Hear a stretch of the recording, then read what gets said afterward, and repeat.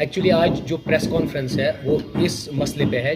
First कि हमें symbol मिला क्या, और सेकंड हमने एक मैनिफेस्टो बनाया। मैनिफेस्टो जो मैंने बनाया वो नियर अबाउट 10 इयर्स की मेहनत है। 10 साल 2014 से लेके आज तक 2024 तक हमने मैनिफेस्टो बनाया। मैं एज ए सोशल एक्टिविस्ट काम करता गया और मैंने देखी रियल प्रॉब्लम्स लोगों की, कहाँ पर कौन कौन सी प्रॉब्लम्स है, उन्हीं पे मैनिफेस्टो बनाया। जो पहले सेल्फ रूल और बाकी गवर्नेंस की क्या क्या बातें करते थे वो नहीं, जो प्रैक्टिकली हम कर पाएंगे। बहुत सारे आज दावे करते हैं हम 370 वापस दिलाएंगे, बाकी चीज़ें, वो कोई दावा नहीं है। जो प्रैक्टिकल जनरल पब्लिक की प्रॉब्लम्स है वही मैंने यहाँ पर पहली। मैं शुक्रगुजार हूँ अल्लाह पाक का कि हमारा फॉर्म सिलेक्ट हो गया है, और मैं शुक्रगुजार हूँ एडमिनिस्ट्रेशन का, पर्टिकुलरली ARO साहब का। उन्होंने बड़ा ताउन दिया, कोऑर्डिनेट किया हमारे साथ, और एडवोकेट अब्दुल रूब का फॉर्म सिलेक्ट हो गया और उसमें हमें सिंबल मिला CCTV। ये है CCTV, और अल्लाह की मर्जी यही थी, क्योंकि आप लोगों को पता है पिछले 10 साल से मैं काम कर रहा हूँ फाइट अगेंस्ट करप्शन पे, और बहुत सारे स्कैम्स, चाहे इलीगल माइनिंग हो, चाहे इलीगल प्राइवेट स्कूल का माफिया हो, चाहे इलीगल फार्मासिस्ट्स हो, चाहे इलीगल जो फर्टिलाइजर्स पेस्टिसाइड्स बेच रहे हो, या इलीगल डिग्रीज उसमें EWS या ओपन मेरिट कैटेगरी पे जो हमने बात की, जो या हमारा गुज्जर एंड बकरवाल का तबका, उनकी एट्रोसिटीज़ हो, उनका ऑपरेशन हो, उनके लिए मूवेबल हॉस्पिटल्स की बात हो, मूवेबल स्कूल्स की बात हो, और उनकी ही रीजन में उनकी फैकल्टी की बात हो, वो सब मैंने इससे पहले किए हैं।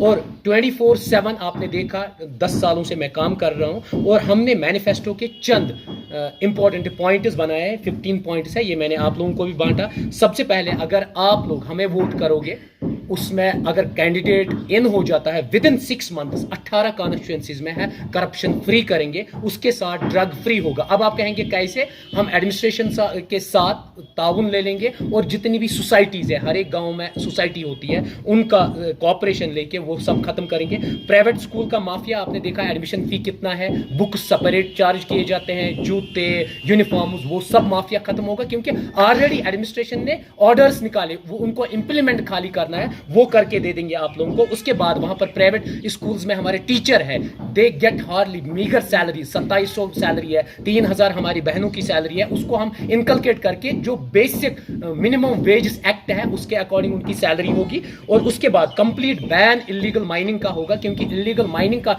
माफिया जो है, रिसोर्सेज जम्मू एंड कश्मीर के लोगों के हैं, चाहे हिंदू हो, मुस्लिम हो, सिख हो, ईसाई, उसके रिसोर्सेज, लेकिन वो उनको लीज पे लिया जाता है। लीज के बाद जो ट्रैक्टर वाला यहाँ है उसको नहीं उठाने देते हैं वो प्रोडक्ट। मैंने इसके लिए बहुत अच्छा प्लान सोचा है। अगर लीज का 2 करोड़ 3 करोड़ एक बेल्ट में आता है, हम उन ट्रैक्टर वालों से 5-5 हज़ार रुपये एक साल का ले लेंगे, और वो डिपॉजिट करेंगे गवर्नमेंट खजाने में। उससे क्या होगा? उससे इनकम जनरेशन होगा गवर्नमेंट खजाने का भी, और लोकल्स के लिए लोकल प्रोडक्ट रहेगा। वहां 2-3 यूथ उसके साथ मैन्युअली काम करेगा, और जो मशीनरीज है, डोजर, डंपर्स, वो कंप्लीट बैन हो जाएगा। और जो कास्ट है, चाहे सैंड हो, बाजरी हो, बोल्ड है, उसका कास्ट 60% डिक्लाइन होगा। अगर आप मकान बनाते हो, मकान आपको 17 लाख 18 लाख में बनता है, वो इंशाल्लाह जब आप इलेक्ट करोगे हमारे पार्लियामेंट मेंबर को, वो 6 लाख 7 लाख में कंप्लीट करके दे दूंगा। ये मेरा आपसे प्रॉमिस है, और आपने इवन मेरा ट्रेलर तो देखा ही है। उसके बाद NGT के रूल्स जो है, मिनरल माइनर रूल्स 2016 को, उनको हम इंप्लीमेंट कराएंगे। उसके बाद हेल्थ डिपार्टमेंट है, आपने देखा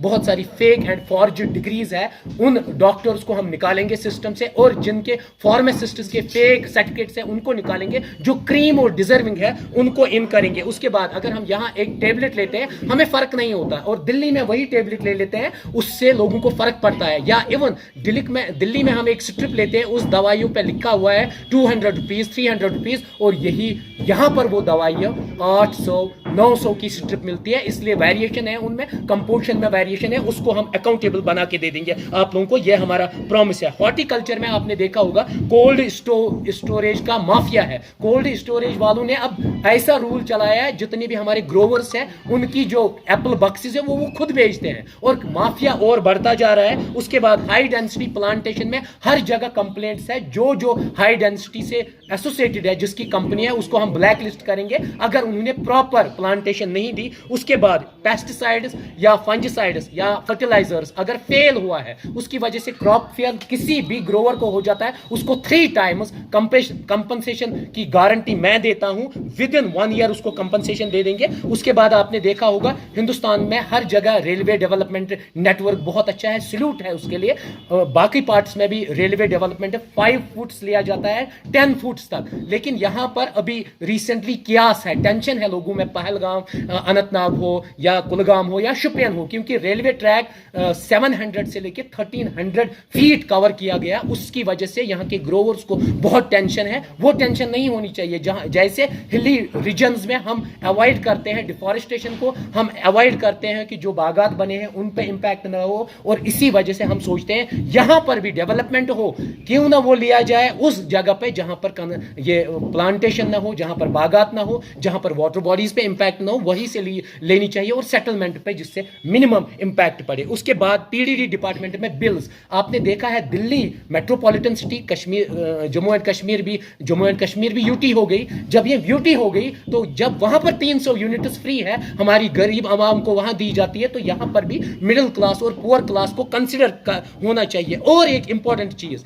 बीपीएल कार्ड जो अनडिजर्व्ड लोगों को है, जो डॉक्टर्स है, इंजीनियर्स है, जो बहुत अमीर है, जो डिजर्व नहीं करते हैं, वो बीपीएल और अंत्योदय हम डिजर्विंग उनको देंगे कंज्यूमर्स को, ताकि उसी से सबसे ज्यादा करप्शन होता है। क्योंकि जो ये बीपीएल है उससे ईडब्ल्यूएस सर्टिफिकेट बनती है, उससे गोल्डन कार्ड बनता है, उससे इलेक्ट्रिसिटी बिल डिक्लाइन होती है, उससे स्कॉलरशिप्स मिलती है। जो डिजर्विंग हमारा कैंडिडेट है उसको वो बीपीएल और अंत्योदय मिलना चाहिए, और जो बाकी है उनको एपीएल में होना चाहिए, ताकि बिजली बिल भी डिक्लाइन हो जाएगी और हमारी जनरल पब्लिक को फायदा। उसके बाद डेली वेजर्स हर एक डिपार्टमेंट में, हेल्थ में है, एजुकेशन में है, फ्लोरिकल्चर में है, एग्रीकल्चर में, हर एक डिपार्टमेंट में डेली वेजर्स। अगर दिल्ली यूटी में मिनिमम वेजेस एक्ट लागू है तो हमारी यूटी में क्यों नहीं है, उसको हम लागू करवाएंगे। उसके बाद रहबरी खेल 6 साल से बेचारे 6000 ले रहे हैं, उनको तो या तो जॉब पॉलिसी करो या तो मिनिमम वेजेस एक्ट करो। रहबरी ज़राअत, रहबरी फॉरेस्ट्री मींस जो जंगलात है,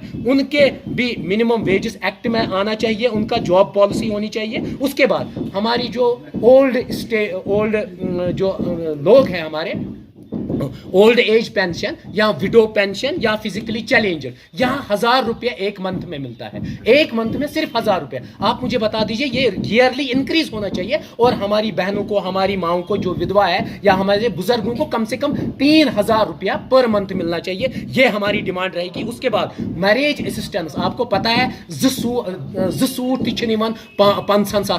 हम चाहते हैं, मिनिमम हम डिमांड करेंगे 1 लाख रुपया हमारी बहनों को मिलना चाहिए मैरिज असिस्टेंस फंड में, और वो भी वही जो डिजर्व करती है, जो गरीब है। उसके बाद मैं आप लोगों से बहुत सारे पॉइंट्स हैं, 15 पॉइंट्स है, ये मैंने शॉर्ट किए। अब आप क्वेश्चन कर सकते हैं। और मेरी डिमांड है, हर एक कॉन्स्टिट्यूंसी से मुझे 3 यूथ, यंग एनर्जेटिक यूथ चाहिए, ताकि असेंबली के लिए वो तैयार करे। अगर एक को प्रॉब्लम हो जाएगी, दूसरे का फॉर्म भराएंगे, तीसरे का फॉर्म भराएंगे, ताकि जो ये खानदानी राज है जिन्होंने एक्सप्लॉइट किया पिछले 50 साल से, और आप लोगों को पता है 2019 से आप लोगों को पता है कितना ऑपरेशन हुआ, कितना सप्रेशन हुआ, कोई भी पॉलिटिकल पार्टी नहीं गई। इवन घास चराई लैंड को स्नैच किया गया। ओपन मेरिट कैटेगरी जो 70% लोगों का हक खाया गया, वो 30% लोगों को दिया गया, और जो 30% लोगों का हक था उनको 70% दिया गया। उसके बाद हमारे गुज्जर बकरवालों का हक छीना गया, और इवन पहाड़ी लोग डिजर्व करते थे 1950 से अपना हक, उनको सेपरेट 10% दिया जाता।